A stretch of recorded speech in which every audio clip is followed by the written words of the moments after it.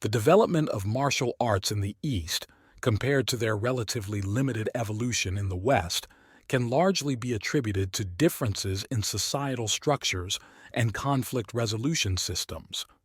In medieval Europe, the rise of formalized legal systems and centralized judicial processes provided a framework for resolving disputes without resorting to personal combat. Courts emphasized negotiation, evidence, and authority rather than physical prowess, shifting the cultural focus away from martial traditions.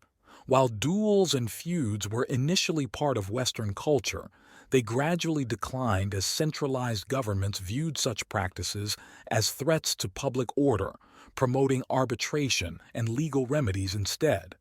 In contrast, many Eastern societies where clan loyalty and personal honor were deeply rooted often required individuals to defend themselves or their communities, fostering the growth of martial arts.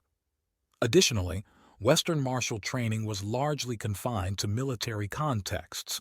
Knights trained extensively, but their skills were tied to warfare rather than civilian self-defense.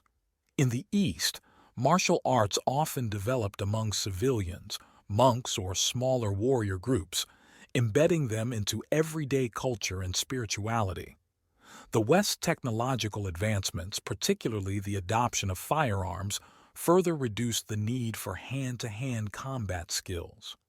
Martial traditions in Europe, like fencing, transitioned into sports or military techniques, while the East preserved martial arts as cultural heritage and practical self-defense against less advanced weaponry.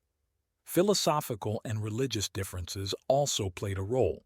Eastern philosophies like Taoism, Confucianism, and Zen Buddhism viewed martial arts as paths to personal growth and enlightenment, intertwining physical practice with spiritual discipline. Western Christianity, on the other hand, encouraged conflict resolution through dialogue and institutional authority, diminishing the cultural need for martial arts as a holistic practice. As Western societies became more urbanized and governed by civil authorities, personal combat became less necessary, and policing took precedence. This reduced the incentive to develop or sustain martial arts traditions beyond their military or ceremonial uses.